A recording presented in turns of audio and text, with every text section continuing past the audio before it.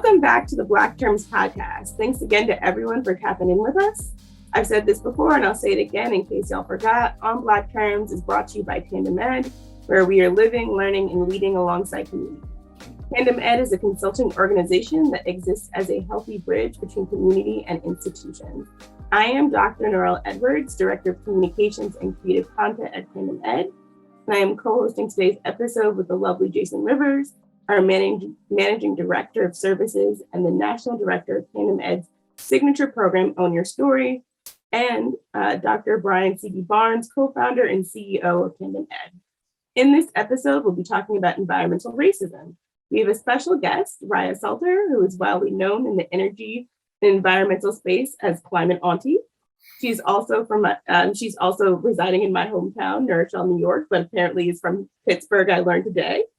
And we know each other from New Rochelle Against Racism. Shout out Neuro and New Roar. Raya is an esteemed and impressive climate environmental educator, consultant, advocate, and lawyer. And I think you were just at the UN's Global Climate Summit, COP26. So please, Raya, tell us more about how you became connected to this work. Tell us what exactly Justice 40 is, and where your passion comes from for this work. Thank you so much, Dr. Edwards, for that introduction. So yes, I am an energy and climate justice attorney. I've always been passionate about the environment and passionate about solving some of the intractable structural racism that the intractable. All right, let me take a moment because I've messed up with intractable. You good. Say that I'll even say that growing up in Pittsburgh, Pennsylvania, I understood very well the systemic and structural racism, the redlining, the just straight racial discrimination, and that connection with infrastructure and healthy environments. And so when I became an attorney that focused on energy regulation, it was inevitable that I was going to want to turn to infrastructure, environmental health, and the opportunities, equal opportunity to what a clean energy transformation can and should bring. Well, thank you. Jason, do you want to start us off with the first question? Yeah, just salute to you, not just because we share a hometown, but Raya, because of, the way that you position yourself as an advocate, for the people, and just super impressed with the work that you've done.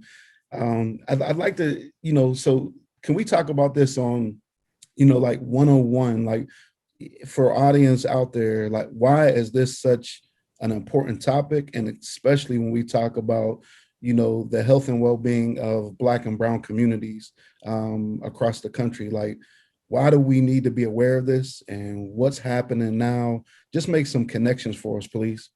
No, that is really, really important because I think that, that connecting those dots on why environmental racism and environmental health and infrastructure and climate crisis, how they are so interlinked.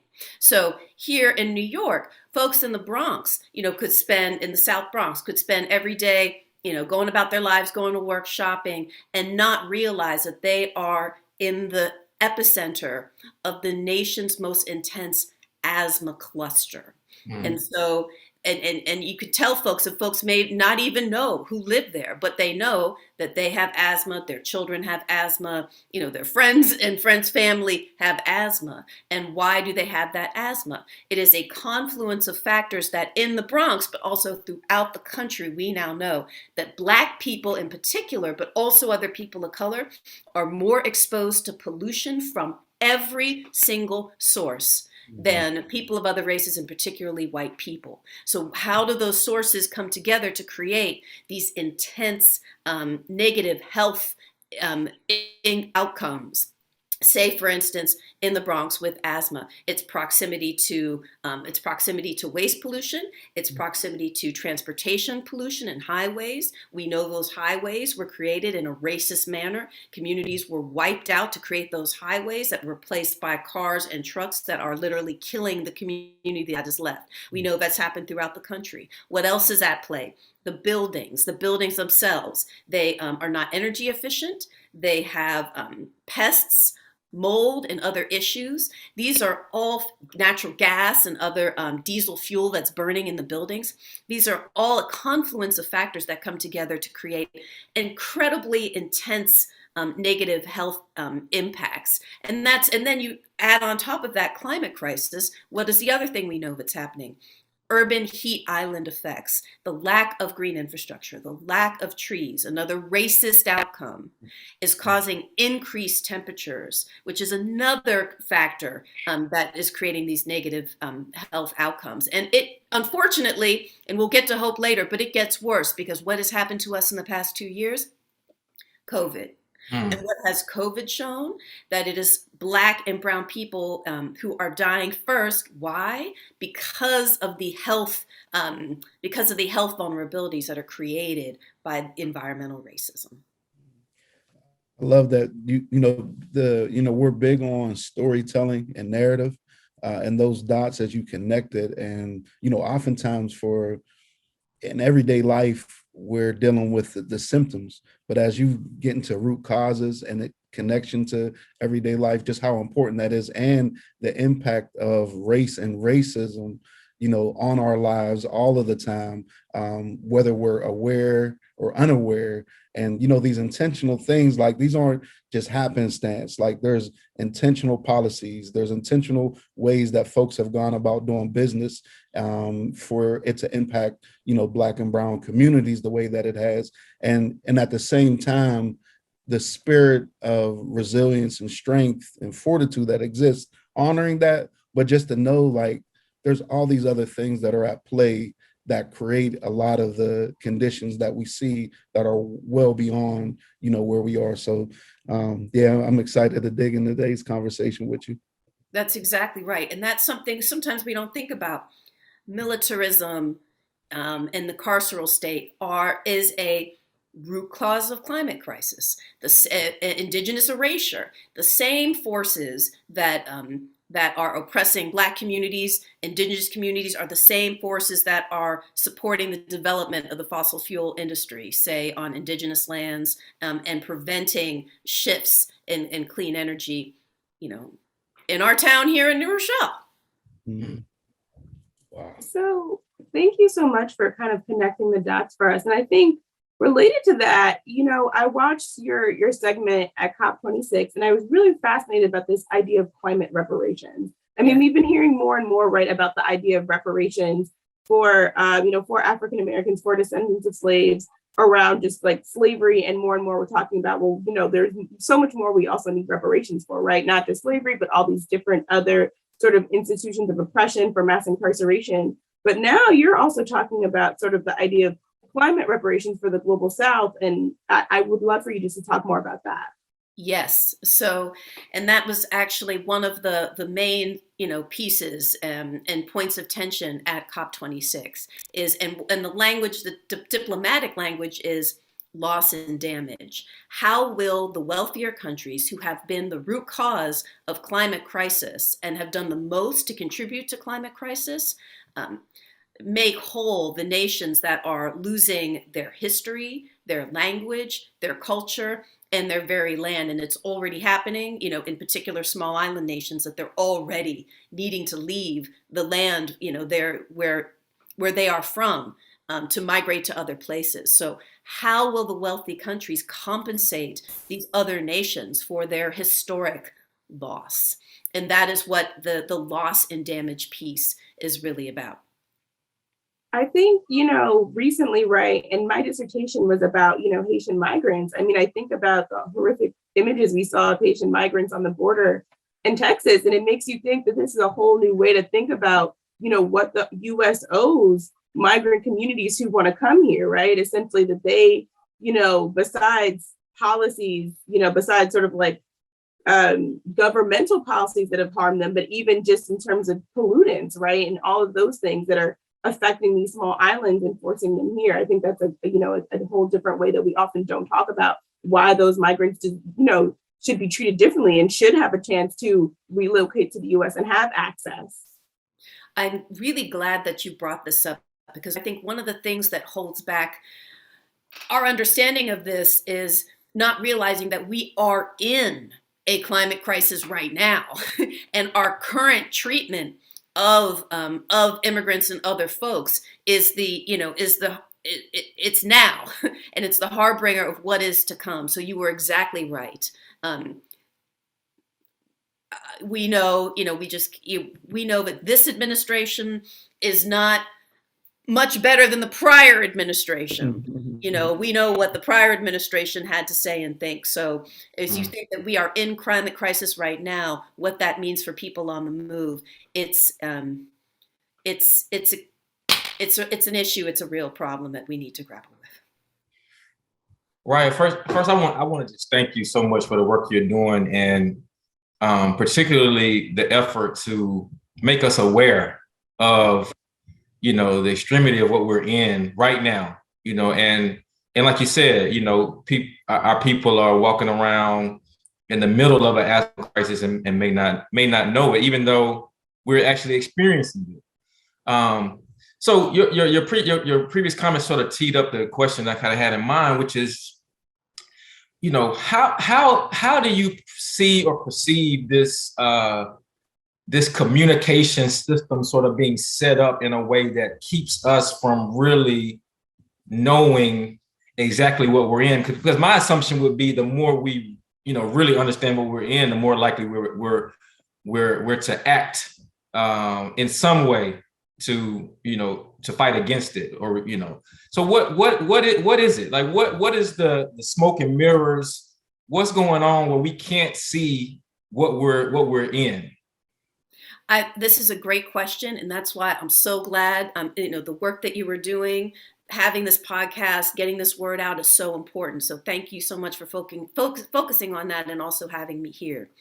There are a couple different angles to approach this question. One, if you ask me, as somebody who's been working in the sort of mainstream environmental movement and the environmental movement for several years, what is the major problem with the environmental movement? Why has it not gotten traction? I will just go ahead and say I believe it is racism and segregation. Mm-hmm. It's very simply put, environmental justice groups that work with Black people and Indigenous people, BIPOC people, simply do not get funding to do organizing, communications, or anything else. So that is one issue. And we recently saw Jeff Bezos gave $1 billion to climate organizations, and a tiny fraction of it was given to BIPOC organizations, BIPOC-led organizations, environmental justice organizations. The Yale School for Climate Communications has some very interesting reports that talk about how actually Black and Latinos in particular are more interested in climate crisis, climate issues, and would be more inclined to act if asked on those issues. However, they have not been asked. They have never been asked. And so what does that mean? The people closest to the pain are not closest to the power. Nothing for us without us. That is not happening. So, but the upside to that, because I know that's the whole thing. There's a lot of gloom and doom in climate. The upside is that I truly believe, as much as we have a very short amount of time to act on climate, we are at the dawn of climate advocacy, because people more broadly have not been engaged. And that's just work we need to continue to do. So just sort of following up on that, on your response, it sounds like what I'm hearing you say is, even when the resources are given around this topic, they still are not reaching us. That kind of sits in a larger question that I want to ask you, which is, how much of this is, from the spirit of just, neglect? We don't care about those people, we're caring about our own, et cetera, versus, and I'm not saying these are all together that much different, but I am drawing a distinction versus, like, we are intentionally trying to hurt and harm these people. Like how, like what? And again, I acknowledge that there's probably not a big difference between the two, but just I just kind of I'm trying to get like what's the spirit of this? Sorry, Raya, can you come off mute? And somebody's phone is ringing in the background. Okay. All right. That's an excellent question, and probably everybody on this panel could weigh in on institutional and structural racism and how that really plays out, and how those things are so intertwined and so insidious. So, in one example, water infrastructure, we all we know about what's happened in Flint, and that was actually criminal, intentional, criminal, murderous activity to damage a community. And yet throughout the country, the neglect of our water systems, in particular our urban water infrastructure, has been, while it's still tied up in these issues of who deserves to have a clean water fountain in the park, or who deserves, while that stuff is still tied up in why certain communities get neglected, and how certain communities don't get the injection of infrastructure money to solve that problem. So it's a different type of neglect, but it's still very insidious. For example, just in our area, New Rochelle, Mount Vernon, Yonkers, New Rochelle was just told by a court that they have to invest in their water infrastructure because it has gotten to that level where it's actually showing that type of neglect. Back in Pittsburgh in the 70s, we used to drink out of the water fountain in the park. When's the last time anybody drank out of a park water fountain? I know, right? And we know that's terrible, right? Bottled water is the last thing we should be messing with. So it's anyway. But I want to get too long answers because I know you need to clip it but anyway, I'll toss it back to you. No, it's right on time. So I'm in Jackson right now, and they're dealing with a serious water crisis. And you talked about infrastructure, especially around in our Black city. So we've done a lot of work in Detroit. We're in Jackson. We did work in Newark and New Orleans. And each one of these spaces, like, you can change the geographic location, but there's similar narratives in every space. And so, what larger society loves to focus on is the symptoms and certain behaviors, but not root cause. And I think it's such an important thing, to your point around the structures that are in place that create the conditions that we see. And here in Jackson, like I know that, for a while, just the deteriorating infrastructure has been a lot to deal with, white flight and resources, folks that have resources moving beyond the city. And this is not a new conversation. Like, this has been practices for decades, within our country. In Detroit, one of the Southwest, as well as like the east side of Detroit, just the pollution coming from the factories and the toxins that, the residents are breathing in, to your point, around asthmatic symptoms and so many other things. So, just when you talked about people that are in proximity to the problem, we're also finding like some really powerful advocacy, concern, awareness, but it's almost like kind of like on the call now, you're muted. It's not that there's not awareness and there's not effort and work being done, but when your voice is silenced and folks can use the privilege of systems and their ability to navigate systems, to help make it another challenge and barrier that you have to face in that process.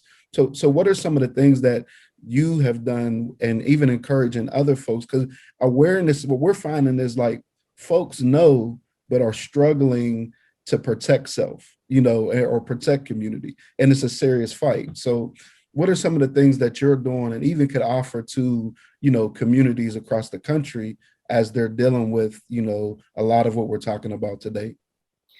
This is a really important question because, and there's so many causes for it, but especially throughout the South, you've got a sophisticated multi-billion dollar fossil fuel industry that is suppressing outwardly suppressing the truth. And, when you talk about Louisiana, basically owning an entire state, Cancer Alley is a 80 plus mile string of communities, basically the high population centers that are in subjugation to the fossil fuel industry in Louisiana and are absolutely being silenced. And so in especially say Louisiana, Alabama, throughout the South, throughout other places, there's this real active silencing, and it's oppressive and hard to get out from under. And that is happening throughout the country. But two things I think I'll say, and again, it's a lot of gloom and doom, but I know we'll get to some of the hope because that's what this is all about. But in New York, the New York Renews Coalition, grassroots advocates, I was their policy organizer for 2 years, shut down the governor's office, Governor Cuomo's office in 2019, demanded just climate action, got the nation's most just climate law, and have been walking to move that forward. So grassroots activism still has power. And the second thing I'll say, look what happened in New Rochelle. I can't tell you how proud and amazed I've been to see what happened in New Rochelle in terms of a racist action by our city, a racist zoning decision to put Black women and children in harm's way through a Starbucks drive-through having more emissions right under their windows. And what happened though? The community stepped up. The community stepped up, and an environmental justice movement, I think, is born in New Rochelle. I've been awe-inspired by what folks have done and have come together around that. So it's hard because it always seems to fall back on us to do this labor in addition to our regular jobs and do it in ways that are not supported the way they should be. But there is power in the people, I guess I'll say. Thank you. Yeah. Could you even talk a little bit more, I guess, about sort of like what the shift happened in New Rochelle for those who don't know, in terms of what kind of like how they changed the decision, or sort of like a little more context? Well, I think it has really opened, I think a lot of folks, I'll back up and say that New Rochelle, I think, was a ground zero for some of the racist practices in terms of infrastructure development over the past 100 years in terms of being this suburb of New York City that was really robust, and how they to build the highway system they mowed down the Black community, really destroyed the Black community, and what has resulted there. And I think a lot of folks have long known and understand that there are these intractable I stay away from that word, problems. Yet I think this particular situation has become a bit of a flashpoint. So there is a regulation in New Rochelle that drive-throughs cannot be in areas that are zoned for residential use. Why? Makes a lot of sense, because who wants to live next to a drive-through? Because we know that the fumes from the cars have negative health outcomes. Yet the Starbucks company wanted to have a drive-through in a residentially zoned area, but one that, because of the highways that were built, the traditional environmental racism, we have public housing, our municipal public housing, and folks see the area because of environmental racism. It is a sacrifice zone. And that's when the demonization of the people who live there caused folks to think, well, this is the best we can do. This is already by a busy street. This is already across the street from a drive-through, a McDonald's, a Taco Bell. So what will it really hurt to have one additional? One more. That was literally the way people were talking about it. What will it hurt to have one more drive-through? And doesn't this community need this type of development? We don't want another liquor store in this community. This is literally the way that the narrative went to allow this company to come in and make profits and make what is really a racist zoning change. And the change was made. And I think that those who've been fighting this a long time were not surprised. Some others, I think, were surprised at how stiff and united the opposition was against softening. When this was in their face, um, unanimous at the city council to approve this, despite like 60 activists saying no, no, no, no. We showed up at the planning board, unanimous decision by the planning board to go forward with this. Despite people got kicked off the ecology committee for the city for being too vocal about it. They're like, no, people, we're going to have our say. This is how it's going to go, and your voice doesn't matter at all. And I think folks in our town, we like to think of ourselves in New Rochelle as, diverse and yay and great and liberal. And I think we got a rude awakening. Yeah. Thank you for kind of giving some context to that. Yeah, I mean, what New Rochelle has done in terms of, sort of like the environmental racism trolley and talking more about the history of environmental racism in the city has been really important. And I think that kind of opens us up to this question I wanted to ask you around even what are ways that you think we could sort of, that we should be leveraging certain questions to local communities. And I think if I'm using this term right, is it for, I guess, increasing climate resiliency? I think that's the thing we're trying to get to. I believe I've seen that, by 2050, 1/3 of the Earth's population, or, just a couple billion people, will become climate migrants. And I mean, as we've been seeing from the intensity of some of these storms and historic flooding, I know, New Rochelle got hit really badly by, Storm Ida, and there was crazy flooding, and just flooding that no one had anticipated to see. There's this real, an urgency. People are starting to realize, okay, that could be me, that could be tomorrow. So what are the things you think people should be trying to, ask to their local sort of government? What things do you have in place, or what things should I be advocating for you to have in place, or conversations to be had?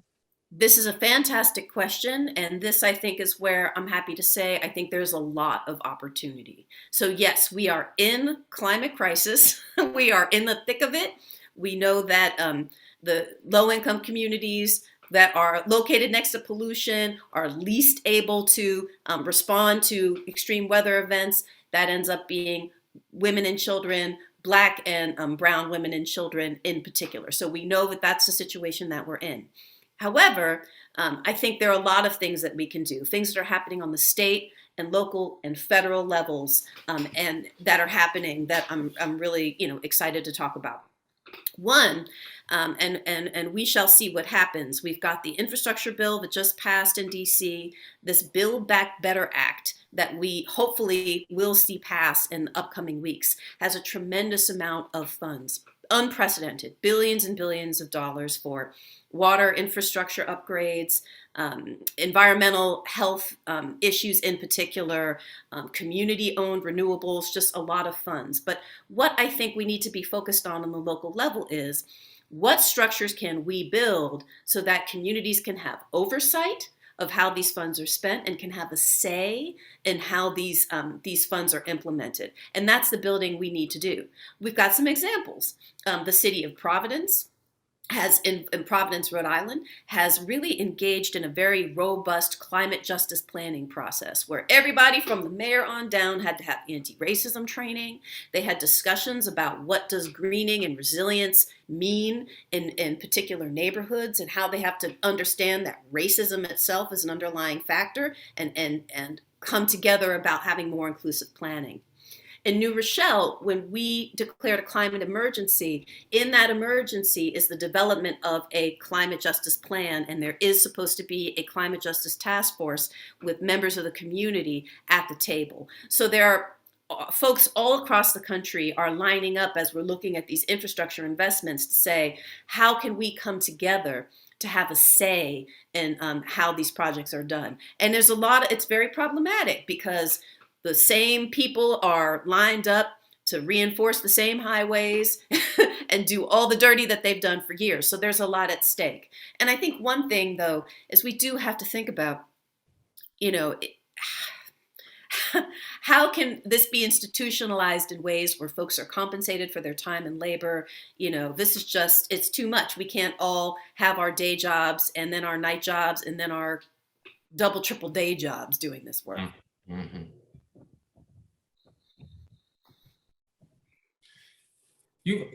Raya, I heard you mention or speak on, the impact on women and children in our community. I think it was an interview or when you were talking with Representative Cortez. Can you just talk a little bit more about why that is, just so we can kind of understand that feature a bit more? A gender lens on women, femmes, children, and families is so important in every aspect of climate planning. And this is true on the global scale as well as the regional scale. So the United Nations, according to United Nations reports, the vast majority of low-income people, of the poorest of the poor in the world, are women and girls. And why is this? This is, as one would think, historic, lack of access to land ownership, lack of engagement in processes. There's a lot of reasons why women and girls are disenfranchised in this way. But if you rely on natural resources, for your subsistence and are least able to adapt or respond to a extreme weather event, then you are the most climate vulnerable person, and that is women and children. And that's true in the world, and it's true between states, and it's true within states, including the United States. And what are you finding? I guess even beyond this topic, what do you find in other countries where there are examples of countries that are doing or exhibiting practices that are respectful of the people and people that traditionally have been disenfranchised in their spaces? Are you seeing examples there? I know that you've been at UN climate change conferences and have sort of seen other spaces. What are you seeing around the world? Well, I think we've definitely seen small island developing states, the island nations, have really been on the forefront of climate justice and advocacy. They consider themselves to be maybe land poor, but ocean rich in terms of what their influence is in this conversation. And we're talking about the very folks who are looking at having to evacuate their homes, their nations in the very near term. In fact, it's happening right now. And so you've seen tremendous, inspired, empowered advocacy from the small island developing states. I guess it's I'm trying to be hopeful on this issue of global climate justice because after COP, because it was very disappointing what the results were. And it's important that we understand that probably the number one nation standing in the way of global climate justice is the United States. Mm. It's us. It's us. Oh, man. Because we're the historic emitter. And as the largest historic emitter and the second largest current emitter, there's this idea of liability. Massive liability, an unending liability that the United States doesn't want to accept. So it's, but I think maybe the upside, and I spoke to Reverend Yearwood, and he's somebody from the Hip Hop Caucus. Reverend Yearwood, he could be somebody, if you haven't spoken to him already, would be great to connect with. He was out there at COP, and he was like, "Ooh, this COP." What's more important about this COP is the road that we build together away from Glasgow. And certainly the youth activism, in particular in the developed world, does help push some of the more powerful nations. Mm.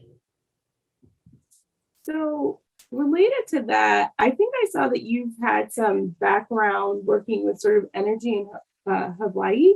And I wondered if you would talk a little bit about that. I think too, as I've been thinking more about sort of like the future, our climate crisis, I feel like culturally, right, we have not made this shift to think about, if this is not your job, you were not thinking about like, how can we clean electricity? How can we, think of different ways of renewable energy? And I wonder how much even too, people are just culturally not interested in changing how they do things, right? And we haven't started getting people to think about, okay, like what are ways that you could start, transitioning to renewable energy or, all these different alternatives that, that you could open your mind to and also might potentially be affordable and not sort of like, a nightmare financial situation to do the right thing.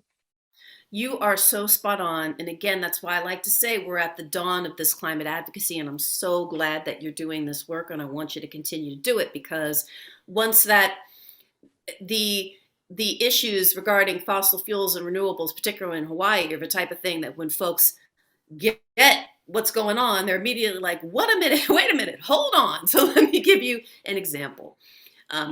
Hawaii, which is, of course, it is officially a U.S. state, but there are many people out there who still consider it the Kingdom of Hawaii and don't agree with that. But that notwithstanding, has the highest energy prices and highest energy burden in terms of the amount of income that people pay towards energy of any state in the United States. And why? When you think of Hawaii, you think of sun and tropics, and that's exactly what you should think, because it's beautiful. But the vast majority of energy to power Hawaii is oil. Oil. And why is it so expensive? Because they have to ship oil from 4,000 miles away to get to Hawaii, this beautiful place where where it could have this solar energy. And so the majority of the energy used in Hawaii for electricity comes from oil and imported coal. And that's why folks have the most expensive energy in the entire country and the highest energy burden. And so it's also an equity issue, because they have the highest rates of rooftop solar penetration in the country. But what's happened there? They gave a lot of subsidies. 30% of homeowners there in Hawaii, over 30%, have rooftop solar. That's fantastic. However, it furthers the inequities, because say I was living there as a roommate with somebody who has a house in Kailua, which is sort of like the Westchester of Honolulu, really, kind of the suburb, right? She had rooftop solar. Because of her deal she had, she didn't even ask me to help pay the utility, because her electricity was about $20 a month. Meanwhile, in Hawaii, you get a lot of low-income folks who live multi-generationally in houses, huge multi-hundred, $200, $300, $400, $500, $600 a month utility bills, and there's not even a heating season, just on electricity alone. So to your point, rather long way of telling the story, but to your point, people are very aware of the energy burden. They're very aware of how much of their income goes to the utility. But are they necessarily fully aware that it is because of imported oil, and that energy independence and moving towards clean energy could actually be a big part of solving that problem? Not generally, folks going about living their daily lives. Wow. Yeah, that's around that awareness, and then this advocacy becoming a part of the new norm. We talk a lot about future orientation, and we're really interested about shaping the narrative that we can all walk into. And one of the things that I know that you've done work around, and just curious, like the nerd in me wants to know more about, is when you talk about these the climate justice plans and like these audits that I think you've done or do within community. Can you talk a little bit about what those audits are, and why it would be good for a resident? Like, what are the things that folks should look for? And then when you see these things, what can I do about it? Like, what are the things I could do now? No, I think that's that's really the question of the day. And it's hard, because let's also be fair to people, right? Like, people are rightly worried about survival, rightly worried about, about their jobs, about COVID, about their children, about their children's education, violence in the community by the police. I mean, this is a lot to have to tackle. But, where we can get well-resourced, climate, inclusive climate planning processes, I think we could see some real results. And we have some examples. I think we're at that point where we figured out sort of theoretically how it could be done. New York City has a lot of plans in place on how they can really fan out and have real inclusive planning processes. So if they're going to be creating, say, a resilience plan, to be able to do that neighborhood by neighborhood and to talk about what are the plans and to get input from the local community on what that plan would look like and what that means for transportation, because you need to know, from folks who are living it day to day, what are the issues that they're facing with bus service? We want to have cleaner, greener buses, but we need to understand from people what's happening right now, what's working, what's not working, and how we can design things to be done better. So I think city and municipal folks have been putting their heads around how to do this planning in just ways. And New York City has some examples. Providence has some examples. A lot of our environmental justice organizations, say in New York City, the New York City Environmental Justice Alliance, they also have ideas about how to do just planning. But we need to see those things funded and put into process. And we also need to watch them because they don't always have the best. They're not always have the best idea. We know that's true. I think from the environmental racism panel we did, I believe the EPA has this mapping tool, right, to try to figure out kind of like your community and whether it might be sort of like the level of risk or something like that for I think there's something in its vulnerabilities or some sort of mapping to figure that out. So that also might be something you want to look into, Jason, or I guess anyone who's trying to sort of like assess their community or work on assessing their community, then, take it back to their legislators and be like, look, you guys need to do something about this, and this, like. No, that's exactly right. And that gives me an opportunity to also speak what's happening on the state level. So pursuant to that 2019 law, the CLCPA, that the activists got when they shut down the governor's office, this is the origin. New York is the origin of what we call the federal Justice 40. And I know folks on this panel have heard of the Justice 40, but this is another instance of something where I don't think folks in general throughout the country know about any of this at all. So what happened? Activists in New York demanded 40% of the benefit of climate spending must go to, quote unquote, disadvantaged communities. And nobody likes that term, but it's a bit of a term of art that was borrowed from California. In New York State, a group called a Climate Justice Working Group is, as we speak, made up of environmental justice advocates and others, determining who is a disadvantaged community. And New York State has its own mapping tool and its own criteria that it's marching forward with community input on who is a disadvantaged community, to your point. What happened is that the federal government, the Biden administration, took that New York concept of the 40% and applied it to their federal programs. There's some problems. One that's going to ring out when you first hear it. What's benefit? Benefit? And to who? To where? To what? And how? Activists in New York wanted it to be dollars spent. We didn't like this junk about benefit. We said, give us the money. That's not how it fell out. So we do have, but yet we still have these commitments, and we have federal tools that are being worked on as well. And so there are multiple levels of identifying who should be getting this funding, making sure this funding comes through, and making sure there are structures in place so that communities can be at the table for this funding. It's a lot, it's a challenge, and it's an opportunity. That goes to your point around, even with that Build Back Better Act and the federal dollars that are out there, how locally folks are putting plans together to ensure that, that money reaches places in the ways that community needs to. Like, so another thing we're big on is like community responsiveness. And you talked about earlier, like nothing about us without us. Like, so the spirit of that living in resources, planning, structure, to create that future space. And so, I thought that was a great call out around what some of the things that we could do locally around organizing, mobilizing. But because we've seen so many times where there's this mass amount of dollars allotted, so-called, for certain things, but by the time it touches people, community, of those directly impacted, it's minuscule for what was put forth. And that's like, even when I look at Jackson now, like when they talk about the fix the infrastructure, like it's like over $1 billion. And there was some recent like state funding that was handed down.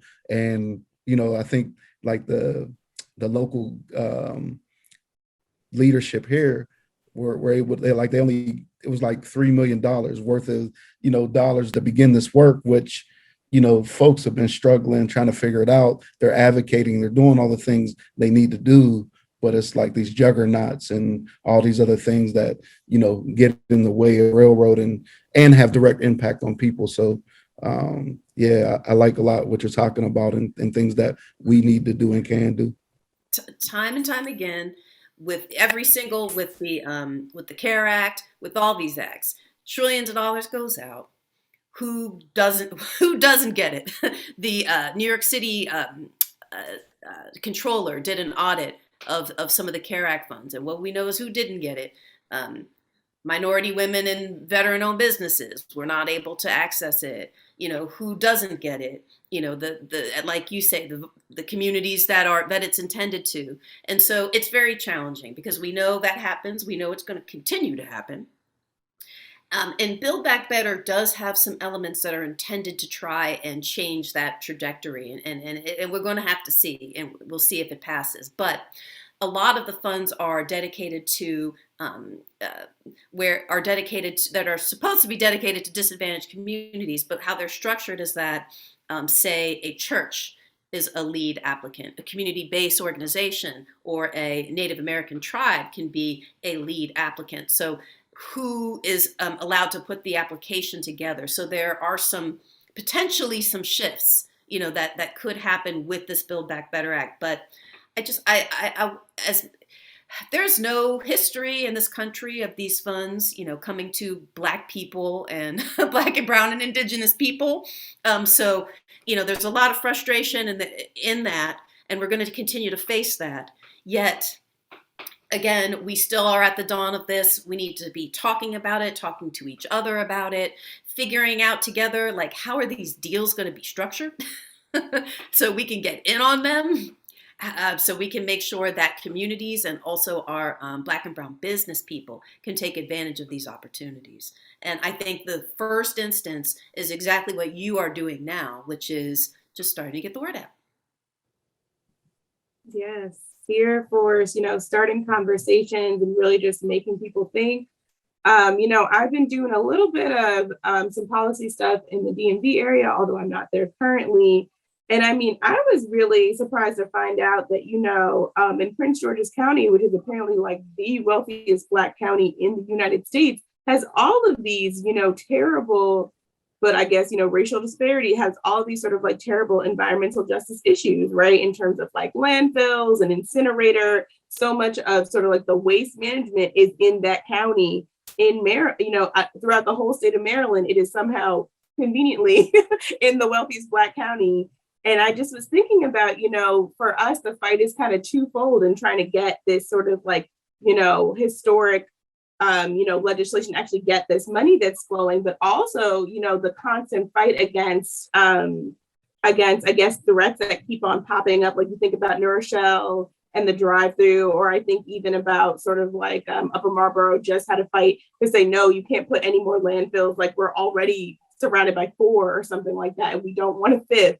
So, I mean, even what are your thoughts about, I guess, the two-sidedness of the fight of trying to get the funding, but also sort of being on, I guess, essentially being on both the offensive and the defensive in a way? And I think you've outlined it very well.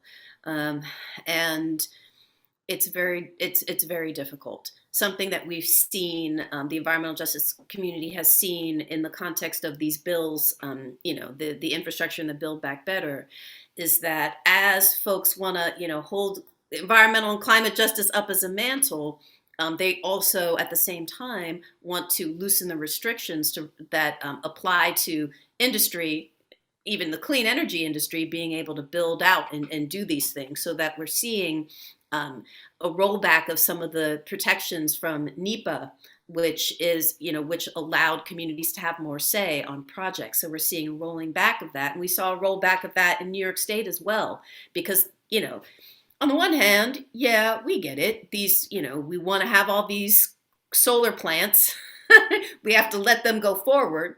And NIMBY, can't everybody have NIMBY? Mad because you can see the wind turbine, mad because you can't, like at some point we have to figure out how to have these assets in place. At the same time, there is a tremendous, tremendous risk that the same communities that bear the brunt of this industrial pollution, industrial zones, are going to see a doubling down on that, even as what the reported aim is environmental justice. So that's, I wish I could say that wasn't the issue, but it's absolutely the issue. And you'll even see the same company that is the clean energy company could also be the coal company. That's something that happened in Hawaii. The AES company that owns the coal plant on Hawaii, that they import coal because there's no coal digging in Hawaii, no coal there. The same company that owns that wanted to build some outsized wind turbines, and that is something that we saw in Hawaii and that we will see. Where do they want to put the biggest wind turbines that have ever been put near a residential area? Where do they want to put some of these big solar farms? It won't surprise you that it's the low-income area, people of color, which in Hawaii is, Native Hawaiian, Polynesian, Melanesian, etc. And community didn't like it one bit, and over 200 folks got arrested in direct action because of that. But you see that as well, and under the name of clean energy. Mm-hmm. It's complicated. I don't want to be depressing for folks, but I don't see it as being depressing. I see it as being just painting the true picture for us to see it, so we can, even though we might not like reality, we have to see reality straight in order to deal with it. What at this point you've seen a lot. I mean, that's an understatement. What still gives you hope that the route of striving with policymakers and organizations that have this as a foci, what still gives you hope? I know you mentioned that we're at the dawn of this, maybe, and that I sort of pull from that as maybe a point of hope. But I'm just curious, what gives you hope to continue to strive with certain groups or policies or government, et cetera, on this issue? Well, that piece about being at the dawn of climate advocacy, because those of us who've been, there's been a lot of inside baseball on this. And again, it goes back to that, what I believe is, in the environmental movement, segregation and racial discrimination in terms of a lot of the white big green groups really kind of getting a lot of the funds and not doing the engagement in Black and brown communities. But that aside, I really do think, folks have not been engaged, folks have not been asked. And I think that the more that we can, just get this information out, the more potential we have for action. And of course, the biggest hope really is, and it's terrible to saddle it on the young people, but it really is the young people, because this is their problem. They're the first generation that has literally been raised up in the world is ending and I have no future. And they have to stand up and get to know about it, get to know about it also. But I just truly believe that the more of it the young people get engaged, especially Black and brown young people, because we set the trends, we are the cultural influencers, and also have this tradition of activism that changes the world. I'm just hopeful that the young people are going to stand up and hold us accountable. A lot to put on. It's a lot to put on. But it's the challenge of our time. But we can do it with joy. We can do it with optimism. We can do it in the spirit of fun and supporting each other. At least that's the ambition. Right. And truth, to that point about, that you continue to bring up, like the concern of like the seemingly hopelessness of it. But like, and then to Brian's point around, like, it's so important to know, because there's a lot of resources spent to keep us in the illusion of what's going on, right? There's an intentional effort and campaign so folks don't know the truth. And that's a part of the problem. Like, and all those things that you've, even in this conversation alone, have connected to like things that are impacting an area that folks live in that don't even know, where these root causes are. So, one thing that the young people are so big on is keeping it real, and the truth. And so being able to connect truth with all that, like you said, creativity, ingenuity, and here's the ways that we're going to communicate to the masses. And just for too long, big business and other priorities supersede the well-being of human beings. And so that like your work is such an important work.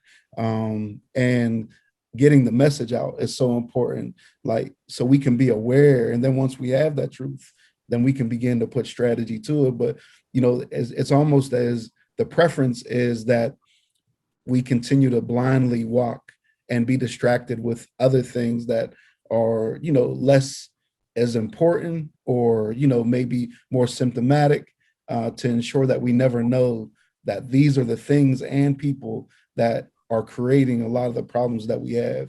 So just salute to you in relationship to that journey and what we want to do here today. Well, thank you very much. And again, it's going to be every single person doing this, and that's why I like to call myself Climate Auntie, because if I can provide I support, love that name.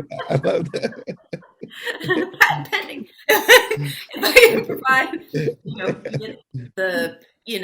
the policy support, or the various things based on the things that I've studied and done, that can empower folks and help folks, then that's what I'm here to do, and that's what's up. Love you. Yes, thank you, Climate Auntie. Don't you have a book too? I think we have a book. Don't you have a book? I do have a book. It is Energy Justice, Domestic and International Perspectives. It really is an academic book, so it costs kind of a pretty penny. But if you're with an organization or a school or something, tell them to put it in. I am with a university, so I definitely will. I mean, I teach in literature, but who knows, looking for collaboration, right? Like storytelling, narratives, interdisciplinary work. So yeah, I might maybe tell my library, other educators, tell your libraries. Yes, that's exactly what's needed. It is an interdisciplinary, energy justice is an interdisciplinary work and practice. And there's a lot, I guess the last thing I'll say, that in New York State, pursuant to our climate law, I talked about our climate justice working group, we have a climate action council. I was appointed by Majority Leader Andrew Stewart Cousins to this council. Actually, up until I'm the only woman of color on the council. We have one black man who got put in, so that's good. But we are, as we speak, working on the plan for how New York State will reach its climate goals, and that's something that folks can dial into. I can share a link to how you can listen to our meetings. You can look at the plan and get involved. For New York folks, that's something that's happening. Thank you. Okay, I think that's about our time, but thank you for tuning in. Tap in with Tandem Ed Network at tandemed.com, on IG and Twitter. Thank you so much again to our guest Raya and to everyone for participating. And yeah, follow hashtag Black Terms and hashtag Own Your Story. And until next time, live, learn, and lead on Black Terms.